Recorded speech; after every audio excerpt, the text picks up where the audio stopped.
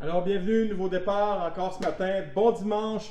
Merci de nous recevoir chez vous ce matin. C'est un privilège pour moi de vous apporter la parole depuis le début de ce confinement qui, je l'espère et je suis convaincu que vous espérez aussi, prendra fin plus tôt que tard pour qu'on puisse se rassembler encore à nouveau ici dans le lieu où nous sommes présentement. Nous ne sommes que deux, nous sommes moi et Nathanaël qui est à la caméra. Donc encore bienvenue et nous sommes toujours dans cette série qui s'intitule Éternel et je crois que c'était pertinent en ce temps où nous sommes tous en train de perdre quelque chose, de réaliser à quel point les choses éternelles doivent prendre la priorité, doivent être au centre de notre pensée, au centre de notre vie. Et le texte de base pour cette série est Ecclésiaste chapitre 3 verset 11 où il est dit « Dieu fait toutes choses belles en son temps. Il a implanté dans le cœur de l'être humain,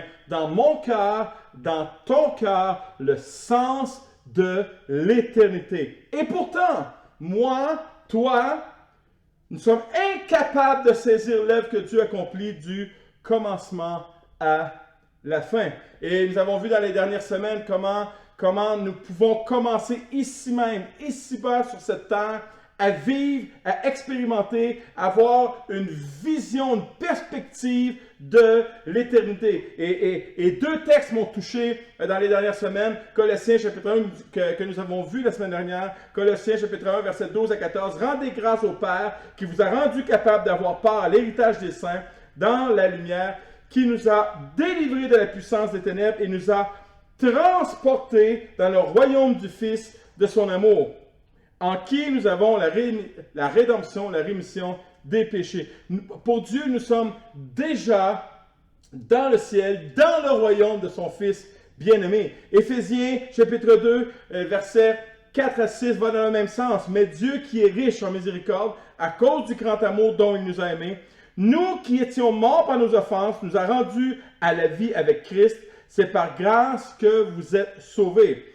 Il nous a ressuscités ensemble et nous a fait asseoir ensemble dans les lieux célestes en Christ Jésus. Nous sommes pour Dieu dans le maintenant.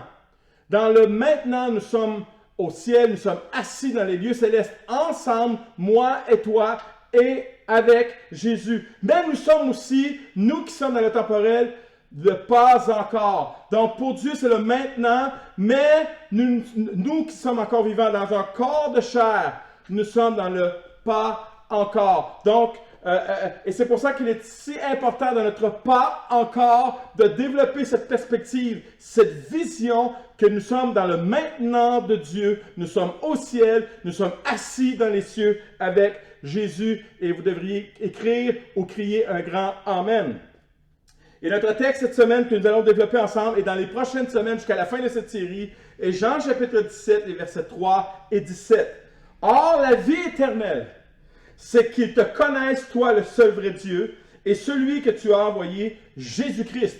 Sanctifie-les par ta vérité, ta parole est la vérité. Jean chapitre 14, verset 6 nous dit, Jésus nous dit, je suis le chemin, la vérité et la vie. Nul ne vient au Père que par moi. La vie éternelle, c'est de connaître Dieu et de connaître Jésus, celui que Dieu a envoyé. Actes chapitre 4, le verset 12 nous dit qu'il n'y a en aucun autre nom que nous pouvions être sauvés, Jésus-Christ seul.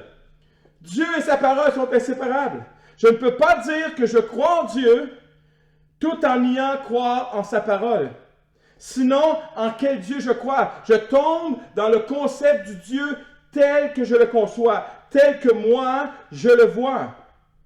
Je ne peux pas dire non plus que je crois en plusieurs dieux, mais aussi dans la Bible. Car la Bible nie l'existence de d'autres dieux. Ésaïe 45,5 nous dit « Je suis l'Éternel et il n'y en a point d'autre. Hors de moi, il n'y a point de Dieu. » Je ne peux pas dire non plus que je crois en la Bible, mais qu'elle ne soit pas l'autorité suprême sur ma vie. Et beaucoup de chrétiens vraiment sauvés qui ne comprennent pas que la Bible suffit. Il y a encore des chrétiens qui lisent leur horoscope à tous les matins. Il y a encore des chrétiens qui font appel à des entités, qui font appel à de soi-disant prophètes pour avoir une parole de Dieu, qui mélangent leur christianisme avec d'autres philosophies ou d'autres traditions religieuses. Et pourtant, 1 Timothée 2,5 nous dit « Car il y a un seul Dieu et aussi un seul médiateur entre Dieu et les hommes, Jésus-Christ homme. » La parole de Dieu doit avoir une autorité suprême, l'autorité la plus élevée dans notre vie. Dieu doit avoir le dernier mot.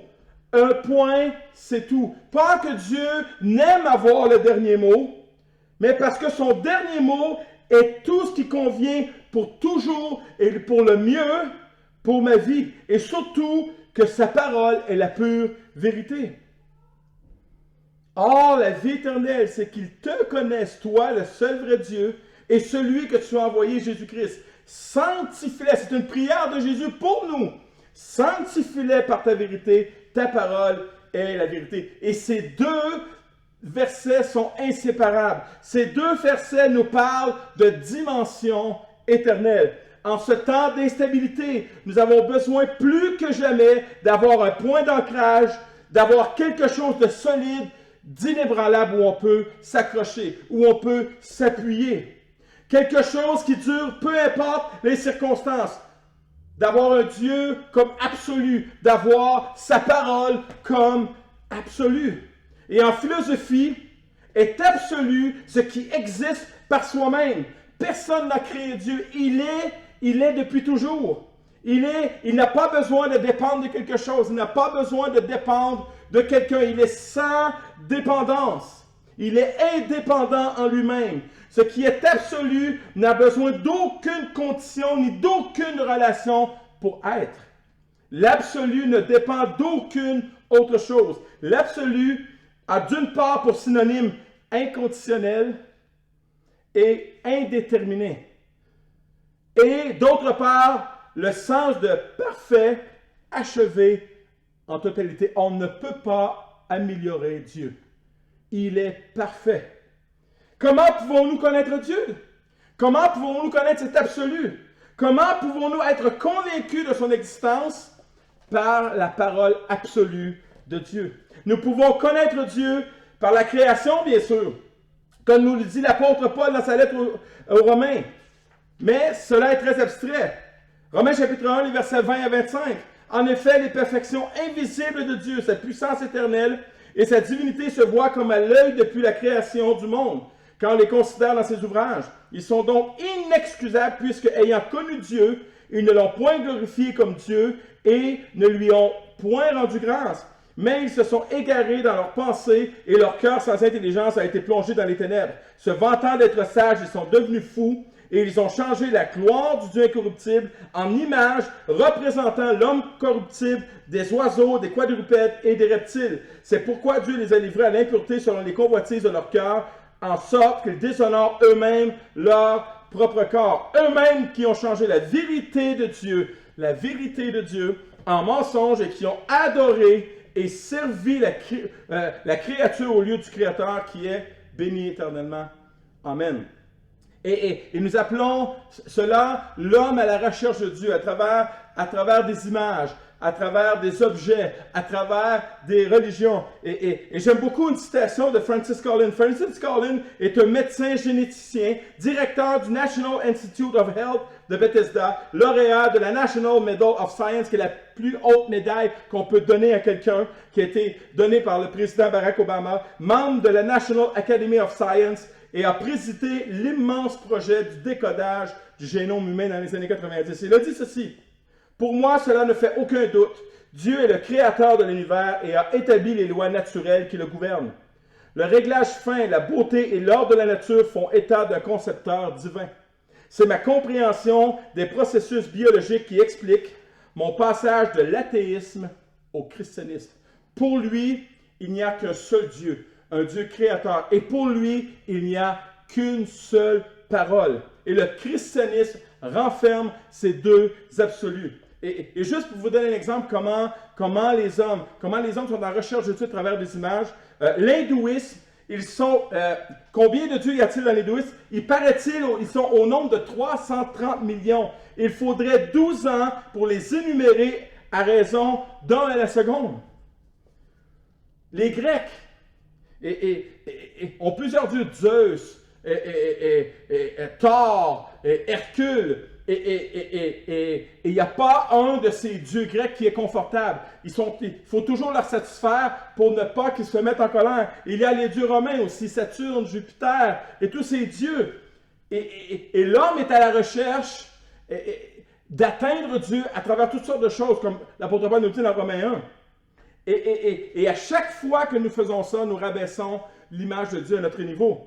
Exode 32 nous l'explique très très bien. Il l'a reçu. C'est le peuple qui est dans le désert et alors que Moïse est dans un face-à-face avec Dieu, le peuple est en bas de la montagne et ils disent à Aaron, fais-nous un Dieu, fais-nous un veau d'or, fais-nous une représentation, fais-nous une image de Dieu.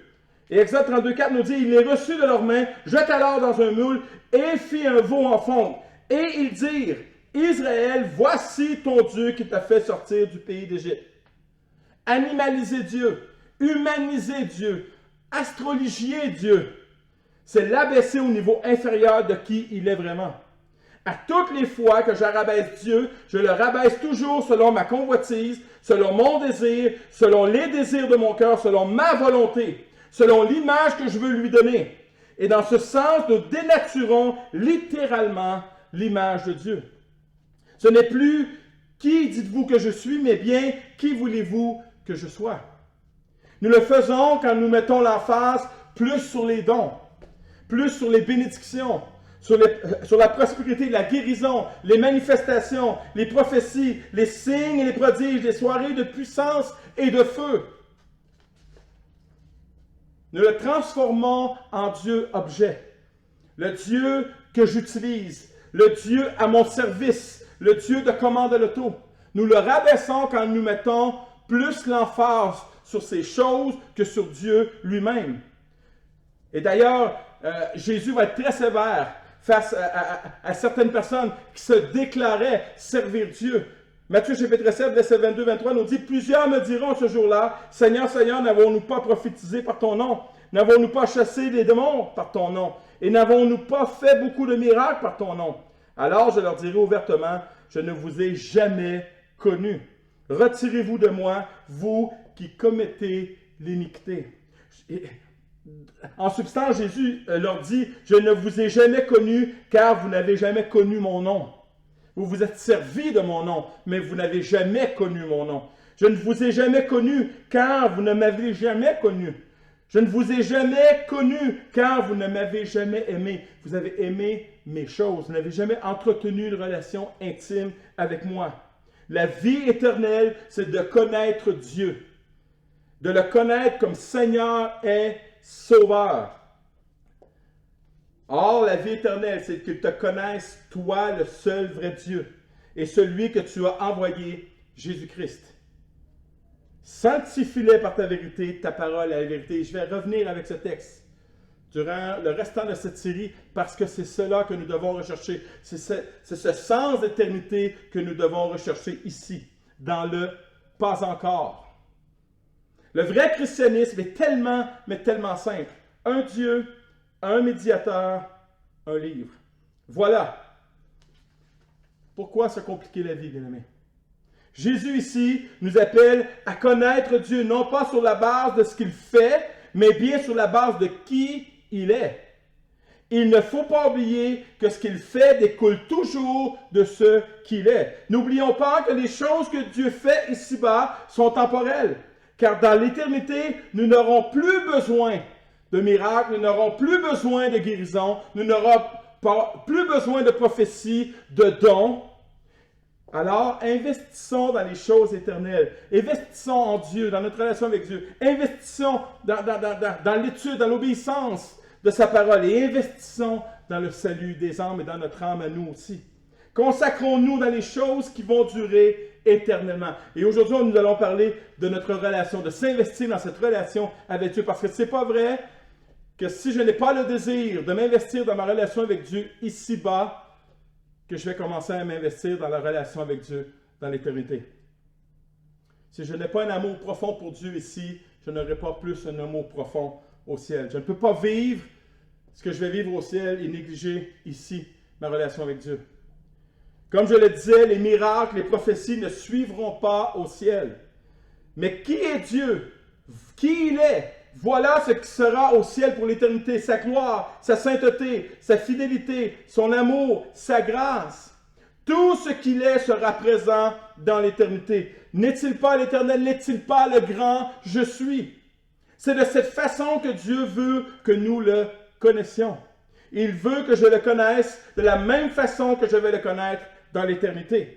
Il veut que j'expérimente ici-bas la même intimité que je vais expérimenter dans l'éternité. Bien sûr, je n'atteindrai jamais cette intimité ici-bas, mais mon cœur doit absolument aspirer à cette intimité. Il n'y a qu'une seule façon possible d'aspirer ou d'atteindre le niveau le plus élevé d'intimité ici-bas sur cette terre.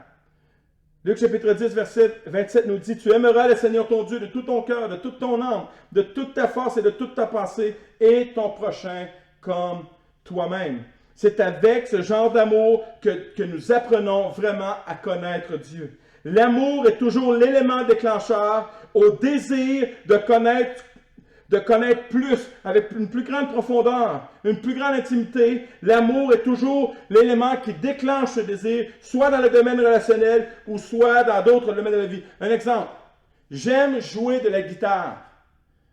Pasteur Juan est en amour avec la guitare. Moi, j'ai une guitare et ça me suffit. Pasteur Juan va se pratiquer des heures et des heures par semaine. Il va acheter de l'équipement pour améliorer le son de la guitare, pour faire des choses, pour s'auto-enregistrer, pour faire des chansons.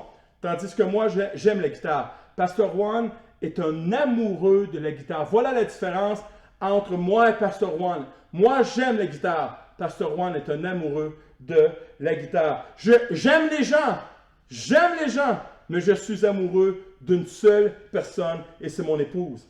Donc, la question est celle-ci ce matin.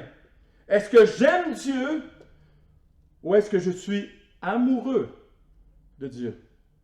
Il y a une énorme différence entre les deux. Une personne qui aime Dieu et une personne qui est amoureuse de Dieu, les deux sont extrêmement différentes. L'intimité, la connaissance qu'ils ont de Dieu et de sa parole est très différente. Leur vie est différente. Leurs priorités sont aussi différentes. Leurs préoccupations sont différentes. Leur langage est différent. Leur foi est différente. Leur confiance en Dieu est différente. Leur soumission, leur obéissance à Dieu est différente. Leur adoration est différente. Leur passion pour Dieu et pour les choses de Dieu sont différentes. Leur amour pour l'Église est différent. Leur générosité est différente. Leur réaction face à l'épreuve est différente. Leur impact sur les choses est aussi différent. En fait, je le dirais comme ceci, ils sont différents, ils sont sauvés, mais différents. Les amoureux de Dieu connaissent le Dieu qui est amoureux d'eux. Ils ne connaissent pas seulement des choses sur Dieu, mais ils le connaissent d'une manière intime et profonde. Ils expérimentent l'amour de Dieu jour après jour. Ils connaissent son amour. Les amoureux de Dieu sont insatiables. Les amoureux de Dieu cherchent constamment à ce que Dieu soit glorifié dans leur vie. C'est le nom de Dieu et non le leur qui est le plus important. Pour eux, la seule gloire qu'ils veulent accepter, c'est de le connaître lui. Jérémie 9, chapitre 9, versets 23 et 24. « Ainsi parle l'Éternel, que le sage ne se glorifie pas de sa sagesse, que le fort ne se glorifie pas de sa force, que le riche ne se glorifie pas de sa richesse, mais que celui qui veut se glorifie d'avoir l'intelligence, de l'intelligence et de me connaître, de savoir que je suis l'Éternel, qui exerce la bonté, le droit et la justice sur la terre. Car c'est à cela que je prends plaisir, dit l'Éternel. » Dieu, l'Éternel, prend plaisir à ceux qui sont amoureux de lui. 2 Samuel, chapitre 7, verset 23. « Est-il sur la terre une seule nation qui soit comme ton peuple, comme Israël, que tu es venu racheter pour former un peuple?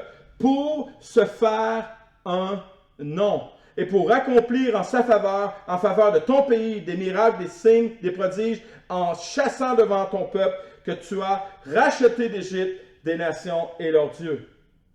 Les amoureux de Dieu, ceux qui le connaissent, sont amoureux du nom de Dieu. Leur préoccupation première est qu'il soit connu et reconnu à travers eux. Et ils veulent lui laisser toute la liberté possible de le faire. Les amoureux de Dieu savent, connaissent, ils savent rester à leur place et donner à Dieu la première place. Les amoureux de Dieu connaissent Dieu, mais aussi, ils veulent aussi expérimenter la paix parce qu'ils connaissent le Dieu de paix. Une paix qu'ils ont déjà.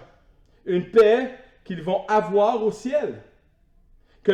Une paix que le monde ne peut leur offrir, ni comprendre. Jean chapitre 14, verset 27.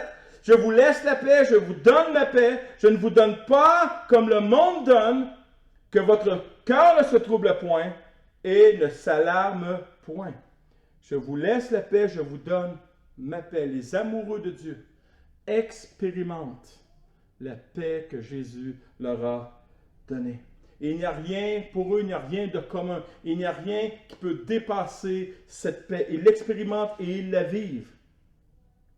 Quand je connais Dieu, quand je suis un amoureux de Dieu, aucun virus, aucune pandémie, aucun média, aucune nouvelle, aucun supposé complot ne peut me troubler. Je connais Dieu. Je connais celui qui est souverain. Je connais celui qui a tout sous son contrôle. Je connais celui qui connaît tout, qui est partout. Je connais celui qui voit tout, qui entend tout, qui peut tout. Je connais Dieu et je suis connu de lui. James Packer le dit comme ceci: une fois que nous avons pris conscience d'être sur terre, d'abord et avant tout pour connaître Dieu, la plupart des problèmes de la vie prennent automatiquement leur juste place. Tout prend sa juste place dans la connaissance de Dieu. Dieu prend sa place et moi je prends la mienne dans sa paix. Psaume 120, versets 1 et 2. Dans ma détresse, c'est à l'Éternel que je crie et il m'exauce. Éternel, délivre mon âme de la lèvre mensongère et de la langue trompeuse. Il y a beaucoup de langues mensongères, de langues trompeuses présentement durant cette pandémie, que ce soit à travers les gens qui promouvoient les théories du complot. Il y a plein de choses.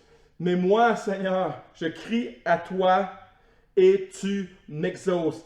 Et les amoureux de Dieu connaissent Dieu et désirent faire la volonté de Dieu.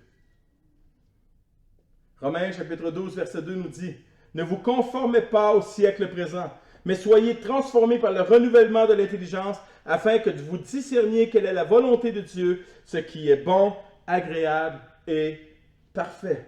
Les amoureux de Dieu ne conforment pas leur vie aux principes qui régissent ce monde. Les amoureux de Dieu ne copient pas les modes et les habitudes du jour, au goût du jour, mais ils se laissent transformer par le Saint-Esprit, transformés par la parole de Dieu. Ils donnent à leurs pensées de nouvelles orientations, afin de pouvoir discerner ce que Dieu veut de moi. Et qu'ils puissent reconnaître ce qui est bon, ce qui est agréable aux yeux de Dieu, ce qui plaît aux yeux de Dieu. Les amoureux de Dieu ne sont pas amoureux du monde et ne se trouvent pas dans le monde. Les amoureux de Dieu veulent savoir ce qui plaît ou déplaît à Dieu, ce qui l'attriste dans son cœur et ce qui réjouit son cœur. Les amoureux de Dieu veulent connaître à tout prix la volonté de Dieu. Les amoureux de Dieu connaissent le Dieu qui veut le mieux pour eux. Ils savent qu'ils peuvent lui faire confiance. Ils savent que sa volonté est meilleure que la leur. Ils savent qu'elle est sainte et glorieuse. Ils savent qu'elle impacte. Ils y aspirent et la veulent. Ils savent où la trouver. Ils savent qu'ils peuvent la trouver dans la parole. Ils savent car ils connaissent Dieu. Jean chapitre 4, verset 34, et c'est Jésus qui parle.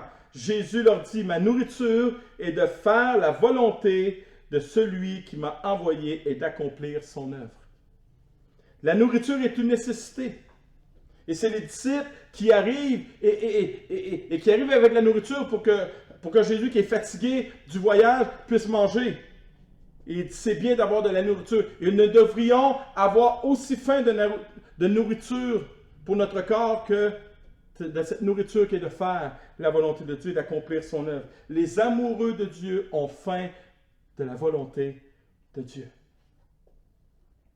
Or, la vie éternelle, c'est qu'ils te connaissent, toi, le seul vrai Dieu, et celui que tu as envoyé, Jésus-Christ. Sanctifie-les par ta vérité, ta parole est la vérité. Bien-aimés, il n'y a qu'une seule source fiable pour bien connaître Dieu, c'est la Bible, c'est sa sainte parole. C'est la raison pourquoi je disais que Dieu et sa parole sont inséparables. Dieu a inspiré des hommes et des femmes à écrire sous l'inspiration du Saint-Esprit pour que nous puissions le connaître. La Bible est un livre unique. Aucun livre ne peut lui ressembler. La Bible est unique dans son message et dans sa manière dont elle décrit Dieu. En plus, des auteurs ont été inspirés à écrire sur la vie de Jésus. Jésus qui est cet Emmanuel, Dieu avec nous. La vie de Jésus nous manifeste comment est Dieu, à quoi il peut ressembler. Donc, si je veux connaître Dieu, je dois juste regarder à la vie de Jésus. Colossiens 1,15 nous dit de Jésus, c'est l'apôtre Paul, il est l'image du Dieu invisible. Je peux voir Dieu à travers la vie de Jésus. Colossiens 2,9, car en lui habite corporellement toute la plénitude de Dieu. Dieu habite totalement dans le corps glorieux de Jésus. Donc, connaître Jésus, c'est connaître Dieu. Les deux sont inséparables. Et j'aimerais terminer avec ce passage. Or, la vie éternelle, c'est qu'ils te connaissent, toi, le seul vrai Dieu, et celui que tu as envoyé, Jésus-Christ. Sanctifie-les par ta vérité, ta parole est la vérité. Nous sommes pour Dieu, nous sommes déjà au ciel. Nous expérimentons pour lui le maintenant. Nous sommes au ciel, nous sommes assis dans les lieux célestes. Mais nous sommes, nous, ici, dans le pas encore, dans le temporel. Et Dieu nous invite à le rechercher. Dieu nous invite à le connaître, car le connaître, c'est la vie éternelle. Et il nous invite aussi de nous mettre à part, de nous sanctifier par la vérité, par sa vérité, par la parole de Dieu. Et nous pouvons expérimenter l'éternité, cette pensée qui est en nous. Nous pouvons expérimenter la paix de Jésus, cette paix que nous expérimenterons au ciel. Nous pouvons expérimenter sa volonté maintenant. Maintenant, cette même volonté dont nous aurons accès pleinement au ciel. Nous sommes dans le maintenant de Dieu et dans le pas encore de notre vie temporelle. Mais je vous invite, bien-aimés, et nous voulons expérimenter dans ce temps d'arrêt, dans ce temps de pandémie, l'éternité avec Dieu. Cette pensée doit devenir une pratique, doit devenir une perspective, doit devenir une vision dans la vie de tous les jours. Prions. Seigneur Dieu, merci. Merci pour ta parole. Merci pour ce message. Merci, Seigneur Dieu, parce que tu nous invites. Nous sommes déjà dans l'éternité avec toi. Mais tu nous invites à l'expérimenter ici, dans le moment encore que tu nous prêtes vie. À expérimenter ce que nous allons expérimenter dans le ciel. Nous voulons te connaître, parce que te connaître, c'est la vie éternelle. Nous voulons aussi sonder ta parole, sonder la vérité, les vérités qui sont dans ta parole, les promesses qui sont dans ta parole, afin que nos vies soient enrichies, afin que nos esprits soient renouvelés, Papa, afin que nos vies ne se conforment pas aux choses de ce monde, mais que nos vies se conforment aux choses, aux principes de ton royaume, que nos pensées, mon Dieu, soient renouvelées de tout ce qui va être dans le ciel. Alors, Papa, aide-nous par la puissance de ton esprit à expérimenter maintenant l'éternité dans le nom de Jésus. Amen. Que Dieu vous bénisse.